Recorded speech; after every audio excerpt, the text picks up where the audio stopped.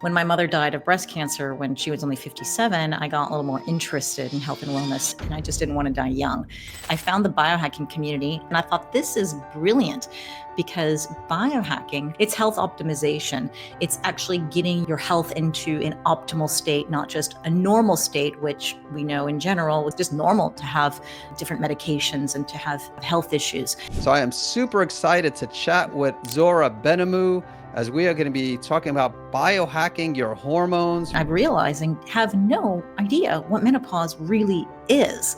I really didn't know much when I was in my 40s, and I wish I did. I never heard of the word perimenopause. I highly encourage women to learn more about hormones and their own hormones that are happening, and not only their sex hormones, of course, their thyroid hormones, everything else. Thyroid is a big one, and the symptoms can cross over, right? Some of the symptoms that I talked about, menopause, you were like, well, it could be thyroid, thinning hair, right? And gaining weight. Yeah, I mean, all this stuff. Thyroid is controlling metabolism and so many other things. And I've interviewed some people who say the thyroid is the master hormone. What are some recommendations or biohacks? Well, I would say.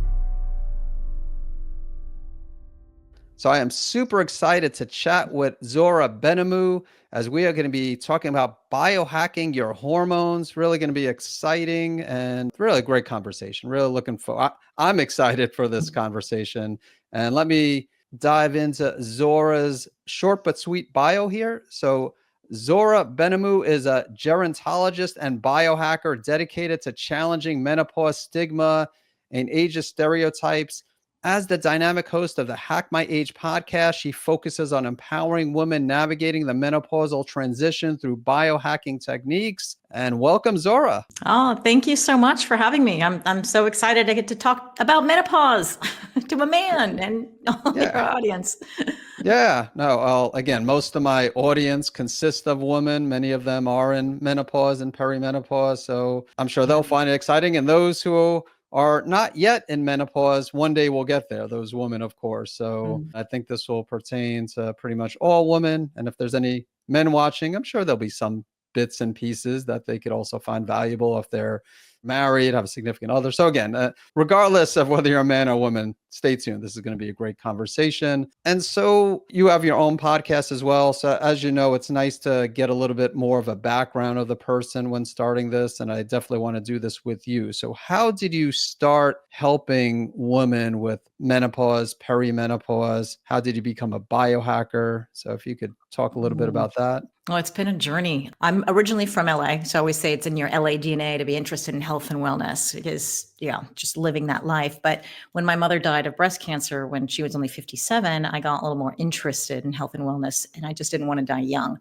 So I took my education to the next level. I decided to get into first a little bit of health coaching, and then I realized, wait, it's not just about nutrition here, and we want to live longer and better. There's so much more to this. I found the biohacking community thanks to internet and, and social media, and I thought this is brilliant because biohacking, if anybody doesn't know what this is, it's health optimization. It's actually getting your health into an optimal state, not just a normal state, which we know in general, normal is just kind of sick. I mean, it's just normal to have different medications and to have health issues.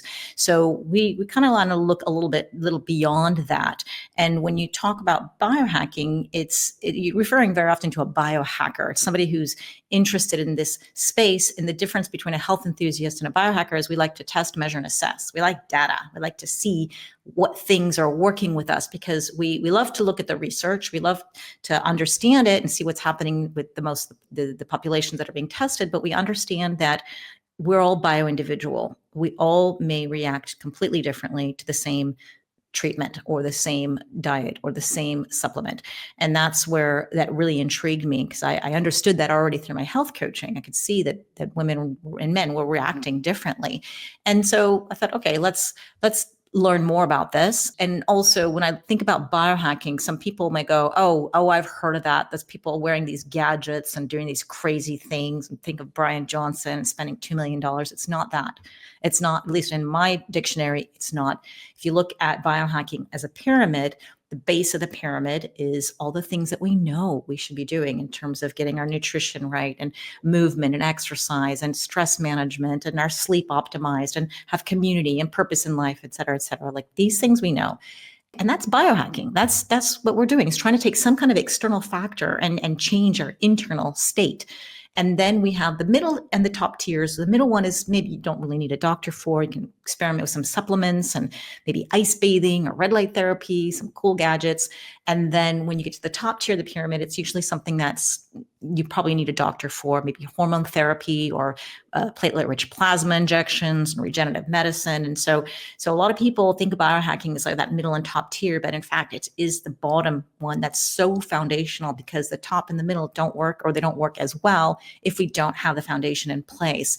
So biohacking mixes a little bit of the science and the technology with ancestral wisdom. And that's what I love about it. It is, it is nice to have these choices. And then we know that when I started, got into the biohacking world, I said, wow, I would love to get a master's degree in biohacking, but it just doesn't exist. So I found gerontology because I was interested in studying aging and longevity. I thought, well, this is fascinating. Obviously, I'm now 54. And so when I was looking into this, I was in my late 40s, early 50s.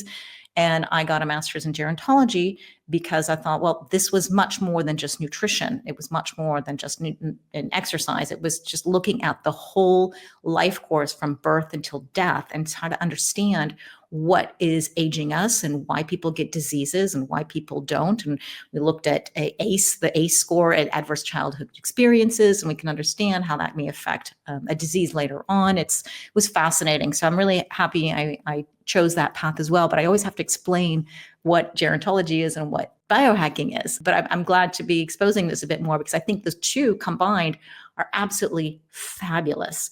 And so that's sort of the end of my sort of journey looking into going into this space. Yeah, no, I appreciate that explanation, the definition, because when I think of biohacking, honestly, I am thinking about gadgets, like using gadgets to improve your health. But I'm glad you spoke about the importance of the foundations, because without question, I agree with you. If you there are plenty of gadgets, new technology, and technology that's been around for quite a while. And I like the red light. I like sauna. Can't say I've done the cold plunges yet. I do the cold showers, haven't been brave enough to do cold plunges. But like you said, if you're not incorporating the foundations, diets, sleep, stress management, you could use all the gadgets you want, but you won't optimize your health. Yeah. And sometimes we use these gadgets, a sauna or red light, to sleep better or to manage our stress. So, they can go hand in hand. It's just that, we like to really get the foundation as best as we can for free, right? There's so much we can do for free. And then, okay, you add on, because I've met women and men who are doing everything right in that foundation. And they just need that little nudge, that little help. And then, they get to the next level, wherever it is that they want to be. So let's talk about signs and symptoms when it comes to perimenopause, menopause. For a woman who's not yet there, what are some of the symptoms they should be looking at? And I guess also what I'm sure you'll agree what I'm about to say is that sometimes the symptoms are common, but not necessarily normal. So if you could also expand on that a little bit as well. So to give a little background on how I got into the menopause space is because the podcast I had was about biohacking for women over 50. And so I got so much feedback on, we want to talk about hormones. We want to talk to doctors. We want to know more about menopause and HRT. And so that it was my audience actually who threw me into this. And of course I was interested because I was going through it myself. And so then I went on to the Institute of Bioidentical Medicine. I started to learn I went through their program as well. And I just have so much knowledge to share. And that's what I've been doing on social media and with the podcast. And a lot of women, I'm realizing, have no idea what menopause really is. And when we ask them, it's, well, I guess your periods stop and then you may get some hot flashes. Like, that's done. And I, to be honest, was one of those. Like, I really didn't know much when I was in my 40s, and I wish I did. I never heard of the word perimenopause. So just to give a little bit of background, menopause in general is when your ovaries are shutting down and your estrogen, your progesterone, these are your major sex hormones, and your testosterone, they all start to decline. And then your sort of baby making factory is shutting down, and that's okay. And no matter how healthy you are, no matter what you do, you will go through menopause, and you're lucky you get to go there. And because that's, you made it to a certain age, and bravo, that's already awesome. So the average age when this happens is about, in North America, about 51. In Asia, it's 48, and it can happen a little bit younger. Sometimes it happens a bit older, but generally 12 consecutive months without your period, that's when you're diagnosed with menopause. It's a one-day event. It's your birthday, your menopause birthday. Everything after that is called post-menopause. And so when we use the word menopause, it's kind of an all-encompassing word. We may say it's just, the whole perimenopausal experience. We may refer it as the symptom, but menopause is just technically this experience. But menopause is so much more than that. I look at it as a rebirth, as an opportunity to make change, as to an opportunity to transform yourself. So many amazing things happen in menopause, but we're not paying attention to that. And that's where we're trying to disrupt some of these stereotypes. But then we have perimenopause. And perimenopause happens on average around 5 years before your menopause birth date. But it can very much happen 10 years before that as well. It's not totally unusual. So if you're in your 50s with your menopause, well, then in your 40s, you're starting to have these signs and symptoms. And then there's 3 different stages of perimenopause, sort of the early, the mid, and the late, because it's this gradual entrance into menopause. So it's on average, it's on your mid 30s when you start to lose your hormone called progesterone. And this is your calming and relaxing hormone. It balances out estrogen. And so when you start to lose this hormone, you may notice your periods are not exactly the same. Maybe they're shorter. Maybe you're having more space in between them, but you're also maybe feeling a little bit more anxious. You're maybe worried. Maybe you wake up in the middle of the night where you weren't before. And of course, you could be waking up in the middle of the night for many things. But if you're your mid 30s, late 30s, early 40s, if you're having some of these signs and symptoms, you may want to go, oh, maybe it's perimenopause. I don't know.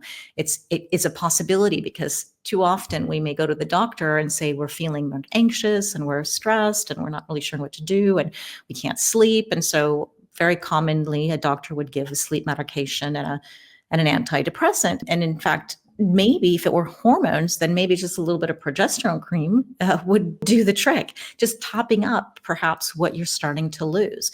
And so without the side effects of drugs, and that's not that hormones don't have any side effects. Of course, things can happen, but compared to a drug, absolutely not, because we're talking about bioidentical hormones here, which is the structure of the hormone is exactly like the one your own body was producing for decades.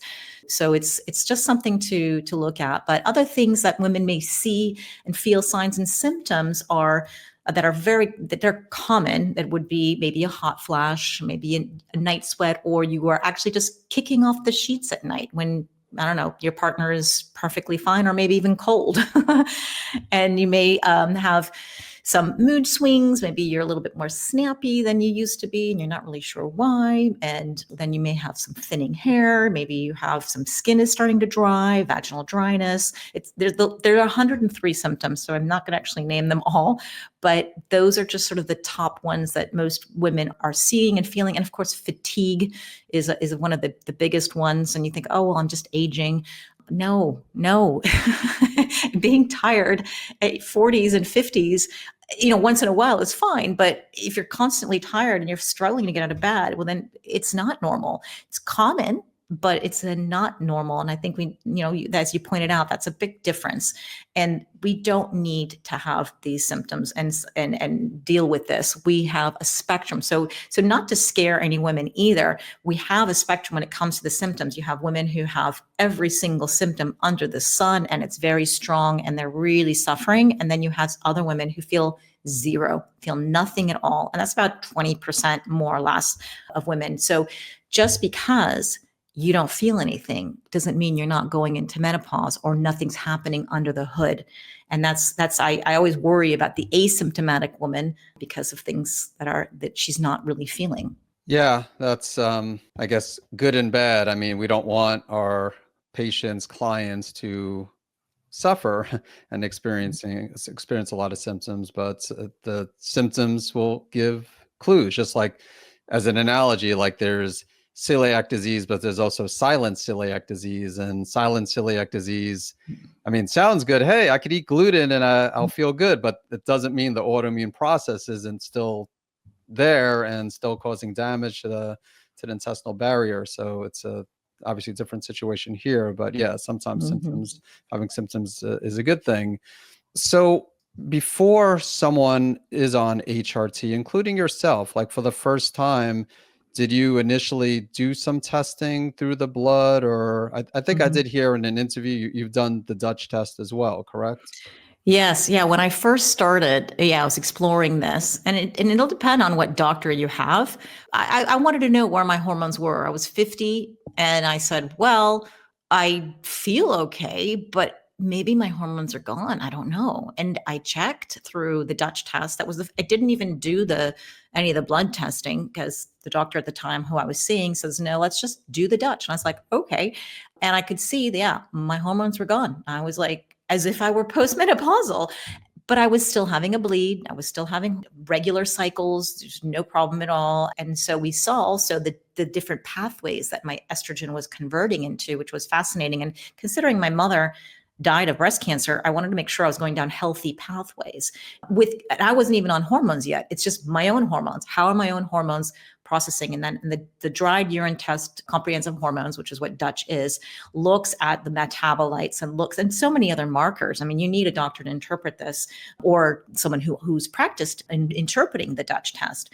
So that's when I realized, oh, okay, then I better, I want to have a smooth transition. I decided through my research that for me, it was probably a better thing to do. Now, I think hormone therapy is very personal, and women need to talk with their doctors about the risks versus the benefits of taking hormones, as well as the risks versus the benefits of not taking hormones.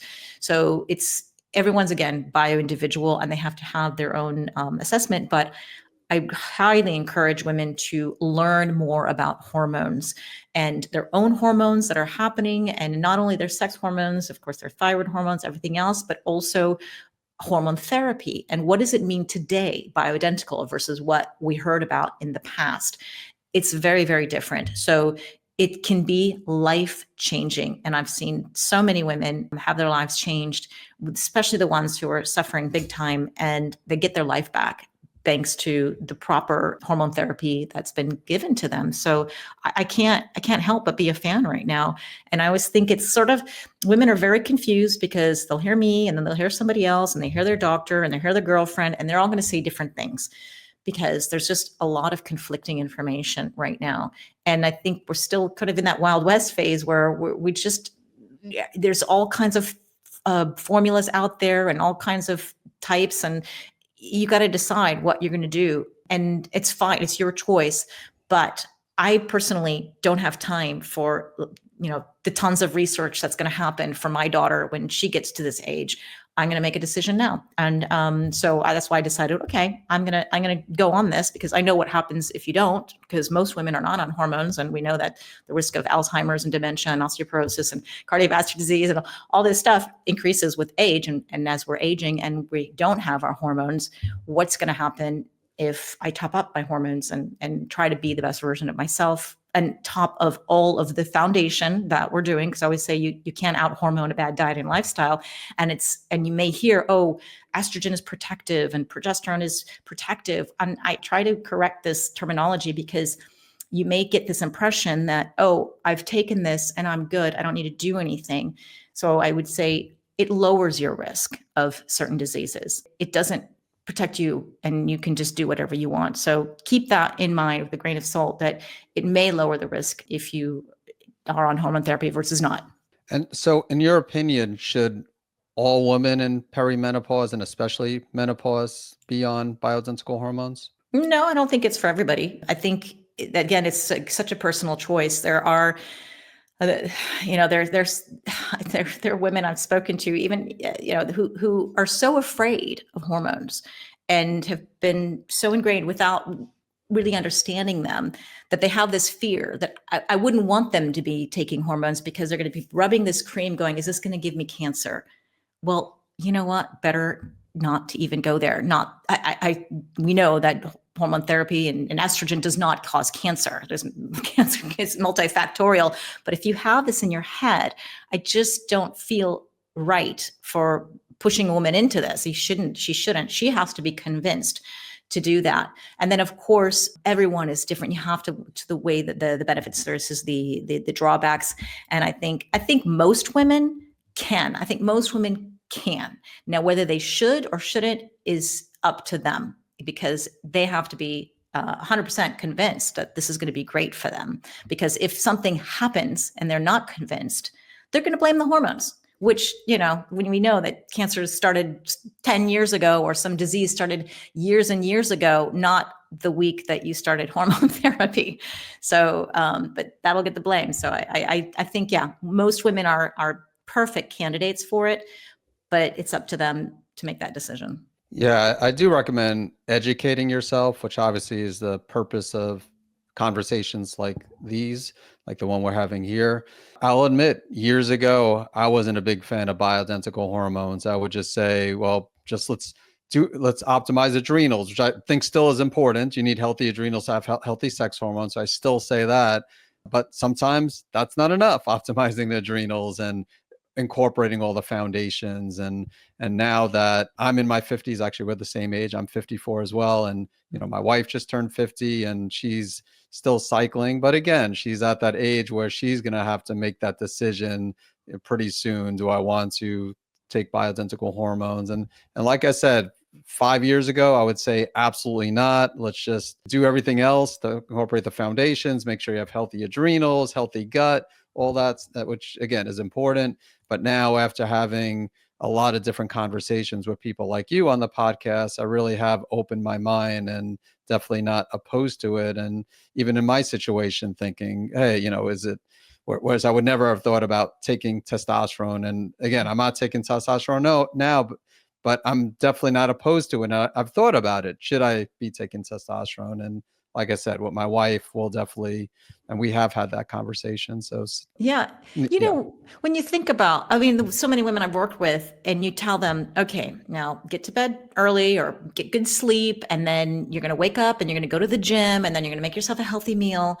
Well, if they're having hot flashes and they're stressed out and they're waking up with a racing mind and they can't get a good night's sleep, it's so much harder to get to the gym and do the right thing and cook the right healthy meal. So sometimes they just need this, like, to even get started. So there's some doctors I've met who say, nope, I will not give a woman hormones until she gets that foundation right. Like, she's got to be getting all of that. And then, because she's got to be detoxifying these hormones as well. She's, so yes, but at the same time, you think, well, the poor woman is trying her best. So I personally like to do them both hand in hand. It's just, it just makes things so much easier. And again, don't just ignore the foundation just because, I'm feeling because hormones are pretty powerful. Like, you feel really good. And if you get it right, especially if you get it lucky to get it right the first time, because so many times it's about tweaking and a little bit of this and a little bit less of that. And until you find that right formula and the dosage and the one that's absorbing the best. So I encourage women to not give up after the first time. It's only 25% of the women who get it, boom, spot on the first time. The 75%, the rest of us, we got to keep tweaking. And that's where, you a lot of women may get discouraged. Oh, I feel worse, or I'm gaining weight. And you're like, well, because you didn't get it right yet. Like, give it a chance. So yeah, you need to give it a chance. And then, but it is a great tool when you are trying to get some of that foundation as well at the same time. Can you also share your thoughts on thyroid hormone, because you also have some personal experience with that? Yeah, well, I'm learning a lot from you too. I've had some great guests as well, and I'm excited to have you on the podcast too to bring more information. But yes, thyroid is a big one, and the symptoms can cross over, right? Some of the symptoms that I talked about, menopause, you were like, well, it could be thyroid, thinning hair, right? And gaining weight. Yeah, all this stuff. And metabolism, the thyroid is controlling metabolism and so many other things. And I've interviewed some people who say the thyroid is the master hormone. If you are looking to do everything you can to save your thyroid, in addition to watching my videos on YouTube, you also might want to subscribe to my free online newsletter, which is called Healthy Gut, Healthy Thyroid. Not only will you get the latest news on how to heal your gut and restore your thyroid health, but during each edition, I'll demonstrate a different blood or functional medicine test marker that relates to healing your gut and or your thyroid. There will also be an Ask Dr. Eric section where not only can you see questions that other people have asked related to gut and thyroid health, but you can also submit a question for me to answer in a future edition. To subscribe to the Healthy Gut, Healthy Thyroid newsletter, please visit savemythyroid.com/newsletter.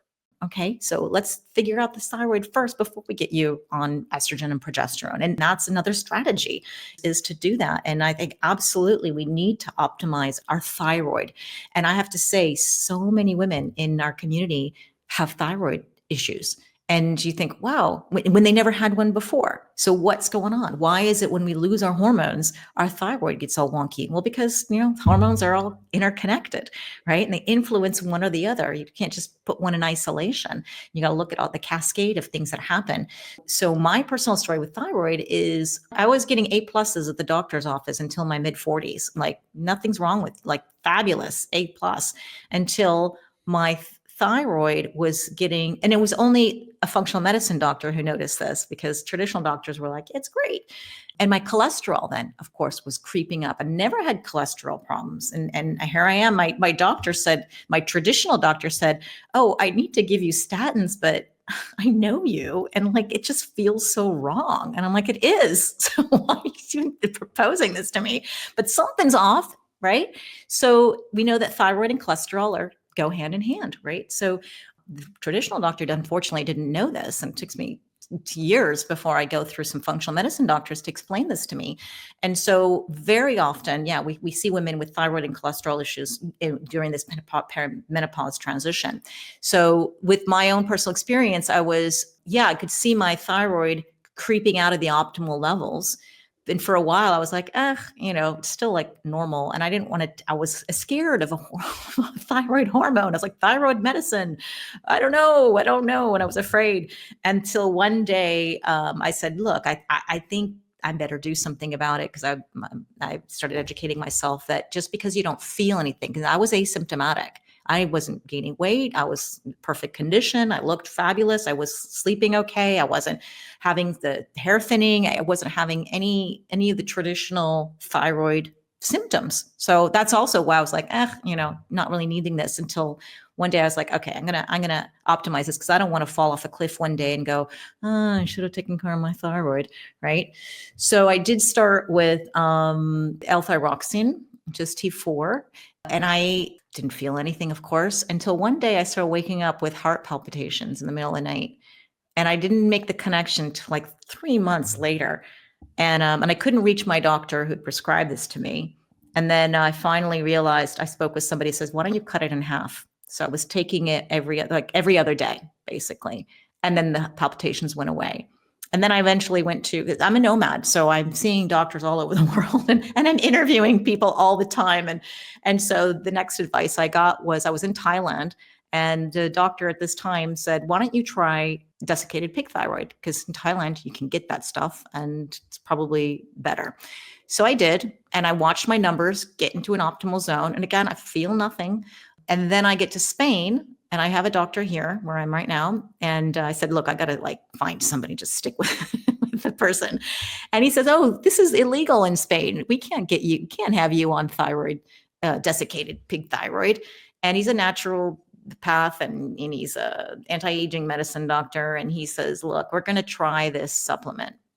And I was like, supplement's not going to work. I mean, come on, it's not even medication, which I'm just over it. So after 2 months, he tested me, and my thyroid is getting closer to the optimal level, and my cholesterol is coming down. And I thought, this is so bizarre. And there were 2 ingredients in there, and I can't remember exactly what they were, but evidently there's these ingredients that are working. So I'm still playing around with it and trying. Luckily I have time. I'm not suffering. So but I can work on reaching optimal levels, because I really think just because you feel fine, doctors are like very often, and I don't know how you are, but let's treat the symptoms. Let's treat the symptoms. But when you don't have the symptoms and you see numbers are off, I don't know. There's some doctors who tell me, like traditional doctors will say, you're fine. Like, don't just ignore it. But something inside me says, I don't know. Try to be the best version as you can, without obviously killing yourself or doing something crazy or stressing out about it. So it's just one of those things I'm always working on and experimenting with different things. And I think I'm a biohacker, so I'm testing, measuring, and assessing, and this is where I'm at right now. All right. Well, thanks for sharing your personal experience. Have you tested for the antibodies to see if you have Hashimoto's? You did. Okay. Yeah. Yeah. And I think it was like a 5. It was low, but I had them. Right. Okay. And so now we're doing another test. I can't remember what it's called, but it's to see if I have either Graves' disease or Hashimoto's. I don't know. It's blood testing, another blood test for. I think it's a blood. Yeah, I'm pretty sure it's a blood draw. I'm going to go in 1 month, because the doctor, what did he say to me? I don't know. We're doing some other test. I don't remember what. I don't remember what time I was testing something. Yeah. But he wants me in 1 month to come back and test for that. All right. Yeah. With Graves, there's different antibodies. So that's why I was just wondering, are they testing like what's called the TSH receptor antibodies, or also TSI, thyroid stimulating immunoglobulins? But I guess you'll find out in a month when you visit. Yeah. Oh, I now I'm curious. I want to know. I want to tell you. It's probably in an email or something somewhere. Yeah, definitely let me know. So stress management, sleep, that ties into the foundations. I mean, what are some recommendations or biohacks? I mean, what are some things that people can do to better manage their stress, get better sleep? Well, I would say do whatever you like that makes you less stressed, and that it's healthy, not alcohol or watching TV all night. You got to find something that makes you feeling more relaxed and calming down that nervous system. So there's a couple of things that I love that are for free, and then some things that are paid for that I'm going to tell you about, because we always like the free stuff first. And I'm a breathwork instructor, so of course the breathing through menopause is so foundational. It's not only going to help you through menopause, but it's going to help you with your life, right? And the game is to breathe low and light. Less you breathe, the longer you live, kind of a thing, right? It sounds ridiculous. What do you mean, hold my breath? No, we are over breathers. We are breathing too much. And very often, if you are in this high anxiety state, if you're a bit more stressed, and you imagine if you were, say, if you had a panic attack, you're breathing fast because you're a little panicky. And that's a stress response, and it's fine if it's once in a while. But if we're doing this day and night, all day and all night, well, then it's a problem. And we are over breathing partly because we are mouth breathers. So I always recommend people to learn how to breathe through the nose, right?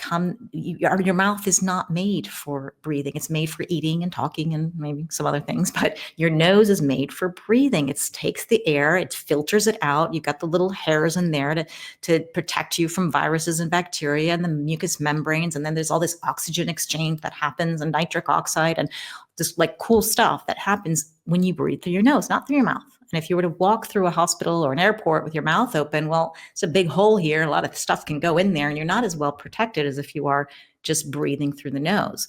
And so there's a lot of excellent research showing how breathing through the nose when you're exercising or through the night, particularly, you're going to have better health outcomes. You're going to have sleep better. You're going to have better oxygenation of the blood. You're going to be able to perform better in your athletics. People lose weight. People are able to manage their asthma. There's just so much fabulous research out there, and it's such a free tool, and you can learn. You can go on YouTube and learn how to breathe. And you may go, I know how to breathe. No, you don't know how to breathe. Most people are overbreathers, and most of us don't know how to breathe, including me. This is why I did this program, because I wanted to understand. I really want to understand the mechanism of action as well on what's happening here too. And it's just, you think about there's a lot of this chemical exchange, but there's also breathing. If you were to do some simple breathwork exercises, and that's just say you're breathing through your nose and you're just inhaling gently for 4 and exhale gently for 6 or 8, have it a little bit more prolonged exhale. your heart rate will lower, your blood pressure gets lower, your HRV, your heart rate variability, which is your marker of recovery and stress, goes up, which is great, shows you're recovering well. And if you have any of these gadgets like an Oura Ring or kind of watch anything, you will see the data on yourself in a matter of minutes. And it's incredible. I mean, when you see somebody in a panic attack, what do they give them? They give them a paper bag to try to calm them down. And that happens very, very quickly, right? I mean, we don't need paper bags, but we need to, if you have the tools on how to breathe and how to get in a relaxed state and how to calm down and how to stay focused and not feel overwhelmed, well, then if you practice daily, then the day you need it, it's going to be no problem.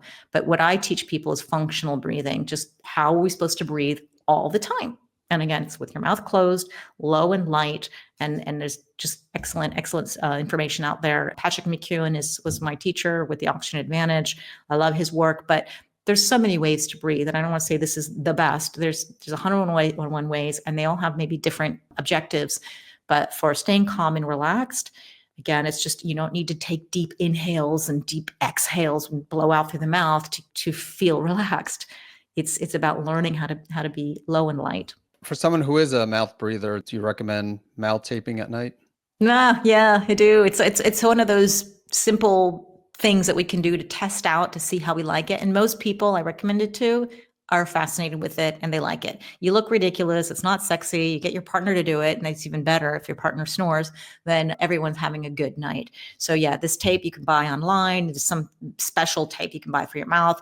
I ran out, so I started using that sports tape. And there's a little piece, put a little strip on the, in front of my mouth. You don't have to tape your mouth closed. You can have just a tiny strip, and it's amazing. And if you have children and they're sleeping with their mouth open, you can just go and gently and close their mouths while they're asleep, like trying to train them how to sleep with their mouth closed. There's also special mouth tape for children as well. And it just one of those fabulous, cheap, free hacks that I think make a big, big impact. So that's one. Of course, you have yoga and you have meditation and all kinds of stuff out there. And if that's your jam, great. But I mean, a lot of people who say meditation stresses me out. I can't do it. So then maybe you go out for a walk. Maybe you do some forest bathing. Maybe you listen to music and you calming, relaxing music. Smell some lavender. There's just so many ways to get in this parasympathetic, calm, rest and digest state, that it's just finding what you like and what works for you. But I think sometimes the breath work is foundational just for anything else in life as well. But what I tell those people who have a hard time with meditation and staying calm and relaxed, one of the gadgets I really like that works pretty well for me and my community is neuroacoustic software. And there's one called Newcom. And this is where you put on some ear headphones and you plug it into your phone. It's an app, and they have different journeys, quote unquote. And some are first getting focus and concentration. And there's one that's just for staying calm and relaxed. And of course, they have one for sleep. But what it does, the neuroacoustic software is actually bringing your brain from a beta, high beta state, which is more alert and excited, to an alpha and a theta state, which is more calming and relaxing, that more meditative state. And when I first tried it, I found it fascinating because like everyone else, your mind starts to wander when you try to meditate. And then I put this in, and every time my mind started to go away, it just brought it back, because you hear music. It's not the music that makes you relaxed or brings your brain into a different brainwave. It's the neuroacoustic software. These are wavelengths that are doing this. It's just we don't hear those wavelengths. They mask it with music, so you feel like it's music. It's not. But when the music shifts sometime, then you are brought back into a relaxed state. And then they have these little stickers that they put on the sixth pericardium to release GABA. It's hard for me to even understand, to really believe it. I'm like, it's a friggin' sticker, come on. And I've tried it with and without the sticker, and it works pretty well with both. A little bit better actually with the sticker, but you can get a lot of benefits with just the neuroacoustic software. And it's different than the binaural beats that you get on YouTube, which you can certainly try. Again, here's free. Go try stuff for free and see if that works. But Newcom is something to explore as well if you find a hard time. And if you have anxiety, and stress, this is so powerful. It is really, really good. And again, it's I used to call this thing meditation made easy, but now I'm like, I've had my own experience and I'm pretty convinced because it's what everybody talks about. I'm like, ooh, yeah, actually worked for me. Thanks for sharing that. So, so not just for stress, but if someone's experiencing anxiety, so that's great. How about depression? Can it also benefit? I've spoken to some people who have depression and they use it. Now, it's one tool out of their Yeah. toolbox. I think they're doing a lot more, but it definitely is something that they feel is helping them along with many other things. You haven't heard of it? I have not heard. No, I've No? not heard. So Cool. Newcom, I'll have to check that out. Yeah. Yeah. They have 7-day free trial. I mean, that's anything that's free. Great. Like try it. Yeah, yeah, I agree. So might as well, and I'm sure some of my patients can benefit. Probably a lot of patients can benefit from it. So yeah, no, I appreciate you bringing that up. How about other biohacking tips? I mean, when listening to some of your other interviews in preparation for this conversation here, you were talking about like biohacking tips for the heart, for the brain, even the vagina. Mm. So like, I don't know where you want to go, but I'd love to hear some other biohacking tips that you have. Yeah. Well, the HRT, Bioidenticals is a fabulous hack that I really like for the brain, heart, vagina, everything. And so in addition to that, or instead of, it depends on where you want to go. And for the heart and the brain at the same time, and the first thought I had was Tatsu bands. And I don't know if you've heard me talk about those, but these are blood flow restriction. It's kind of like a partial blood flow restriction, but it's different than the traditional bands. And you wear them on your arms or on your upper thighs. And you can wear them throughout the house while you're cooking or while you're doing errands, or you can wear them while you're training. And what it does, it has this cyclical nature that it partially restricts the blood flow to the limb.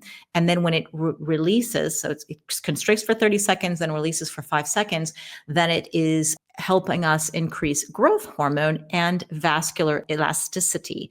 So if you wear them on your arms, I heard of Dr. Dale Bredesen. I don't know if you know him. He's the man who wrote The End of Alzheimer's. And so he has this as part of his protocol because it brings blood flow to the brain, and especially if you want to wear the ones near your arms. And so at the same time as strengthening your heart, bringing blood flow to the brain, and increasing your own growth hormone, you're going to have better muscle mass and better muscle strength. So, and it's something that I found as a tool for women in menopause who are really struggling building muscle. I mean, it's just without the estrogen, it just makes it so much harder. And then if you have insulin resistance on top of that, it's really, really tough.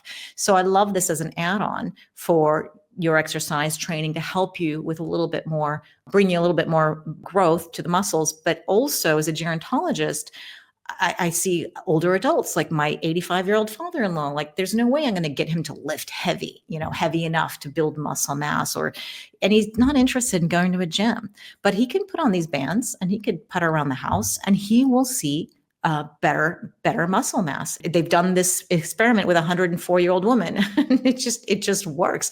So when I had surgeries, I had 2 total hip surgeries within 3 months. And over the course of 2 years, I have not been able to exercise like I used to. No impact. All I could do was boring mobility exercises. And I was so worried I was going to lose my muscle mass. What am I going to do? And I was wearing these bands every day and I have not lost any muscle and actually gained some. So I was really, really well prepared to go into this surgery. And then after the surgery, after I was healed a little bit, I put them back on and also, of course, could use my armbands. I didn't lose any muscle. So I'm amazed because when you go into surgery, so usually people are losing muscle mass. It would be very common. I didn't only do that. Of course, I'm feeding the muscle with essential amino acids and eating my protein and, getting my sleep and optimizing everything else. It was part of the protocol, but I was pretty convinced that this stuff works. And I don't know why we're not talking about this in gerontology, because we can do certain exercises without risk of injury. Why aren't we talking about it with people who are getting hospitalized for conditions and for surgeries? I don't know, but I'm happy to talk about it. And I think it's one of the most fabulous hacks for like 3-in-1. Yeah, that's great. I work with a lot of people who have hyperthyroidism, including Graves' disease, toxic multinodular goiter, and that results in a lot of lost muscle mass in many Mhm. people. And it's a catch-22 because they have a lot of cardiac symptoms, and so many of them need to take it easy when working out. But I do want them to do some weight-bearing exercise, and this might be a good substitute for those who maybe can't do or are limited Mhm. in what they can do. So so I appreciate you talking about this. This is great. Yeah, I'm a fan. Yeah. How about now, prior to pressing record, we chatted a little bit about peptides. Mm. So before we kind of wrap up, maybe because that's another biohack and also can tie into, I mean, peptides have a lot of great benefits, but you're also mentioning it with regards to biohacks for surgery as well. So Oh, yes, yes. Oh my gosh, I love this. I always think if you're going to go get a surgery, go and train for it, get ready for it, and then know what to do after. So there's things you do pre-surgery and post-surgery to have a fast recovery. If you're interested in a fast recovery, of course, you don't have to do anything. You can recover like everybody else, but in the biohacking world, we like to optimize things and supercharge our way through there. So if you're going to get surgery, now is the time to train. And I know you may go, oh, but and I was the same. I couldn't barely move. I couldn't walk anymore. I couldn't get in a car. I couldn't get on a bike. I couldn't be intimate with my husband. And everything is down the tubes. Okay. Everything hurts, but there are things that we can do for that. And Tatsu was part of that formula, but you can move other body parts too. If you're having knee surgery, you can work your upper body. If you're going to have a shoulder surgery, you work your lower body. A lot of things we can do. Get the nutrition right, get your supplements done and whatever it is, for me, it was, I looked at bone formulas. I looked at essential amino acids, getting my whey protein, creatine monohydrate, my collagen. Those things are kind of foundational because you're looking to repair tissue. You're trying to regenerate. And then, of course, you want to manage your stress and sleep. And believe me, you will be stressed before an operation. If somebody's cutting you open, it's totally normal. But try to, as best as you can, to use the techniques, whether it's meditation or breathwork or Newcom, to just get in a relaxed state as much as you possibly can, because having a good sleep before the operation is one of the best things to do. So your job after surgery is to reduce inflammation. You want to preserve and build muscle mass and your bone, and you want to detox, because usually, surgery, you got to take the antibiotics and anti-inflammatories and all the medicine. And thank God we have those. This is the time to take all those things. I was accepting everything without question because I did not want to be in pain and I wanted to be able to sleep. So I just figured I can detox this later. Let's just get our stuff now. Don't try to be a hero and be in pain. So that was my approach. But I had a really great stack from, thanks to all of these amazing guests that we have on the podcast. I tapped into their knowledge and I asked them, what can I do to prepare for this? So I'll give you the two things that I took, and then I'll give you a couple of things that I didn't take, but because I couldn't get a hold of them. But if anyone is interested, they can go down that rabbit hole. But the two peptides that I mentioned to you before were called BPC-157, and then the other one is called thymosin beta 4 or TB4. So these are peptides that are, for me, I took them injectable, and depending on what your condition is and what you're doing, you can maybe take an oral or a nasal spray or some other formula, because who likes to inject themselves? Not me. Believe me, I tried to talk my way out of it. I tried to convince the doctors that maybe it was okay. And because I had such a major surgery, they all convinced me that I needed to inject myself, which is fine. I got over it. And so, and sometimes you can find these two peptides together because they are so powerful together, because the BPC-157 is great for angiogenesis. It's good for muscle and tissue repair. It's good for your gut. It's going to protect the gut. A lot of people on BPC-157 have gut issues. So TB500 was another peptide that I took, and it's also known as thymosin beta 4. Just one is synthetic and one is natural. And the natural one, which is the thymosin beta 4 or TB4, has more broader effects. I can do a broad range of things to do, but the TB500 is a bit more targeted and it's cheaper. So I got a hold of the TB500, and this was great for tissue regeneration and muscle synthesis. lowers inflammation, and was just a fabulous hack. And it was interesting because I did 2 surgeries within 3 months. So the first surgery, I only got a hold of the BPC 157, and I recovered in 3 months very quickly, because normally they would wait 6 to 12 months before doing a second surgery like that. But I did pretty well. And then the second surgery, I added in the TB 500. And I noticed that I had an uptick right around several days after I started taking the TB 500 with the BPC 157. So I'm convinced, like, oh, that's why all these peptide experts like to give them together. And so you'll find them, mixed together if you can. It's easier than me trying to mix the two. And that was fabulous hack. I think I'm going to now have them just in my fridge whenever I need a lower inflammation or need this as a little extra boost for recovery for something, because you can use them just on injuries and all that. I know it's not fabulous to inject, but it's very effective. And now I understand why all these experts are so excited about it. And so you can continue. My dosage was, or my protocol was, for 6 weeks, but it is kind of expensive. So you may want to, it depends on your resources, but you can go on for longer, because most of these experts, like, they're pretty comfortable. They're pretty safe peptides. Now, don't do peptides by yourself, please. Get Dr. Osansky or go to someone else who is a specialist to help you, guide you, like how much you should take and how long you should take and where should you buy them from. And don't just get your stuff on Amazon or some website. You don't really know. So you're, especially if you're injecting yourself, you don't want to be messing around with that. So there's great resources that I have for you if you want to ever get in touch, and I can send you in the right direction. But the last thing I took that was really fabulous, and I continue to take it, is methylene blue. Do you ever use this in your practice? I just started experimenting with it on myself recently. So I'm a methylene blue newbie, but would love to hear your experience with it. Yeah. So methylene blue it was originally made as a textile dye in the late 1800s. And then they discovered that it could help cure some infectious diseases. And it was evidently the first drug we ever had on the planet until pharmaceuticals came around.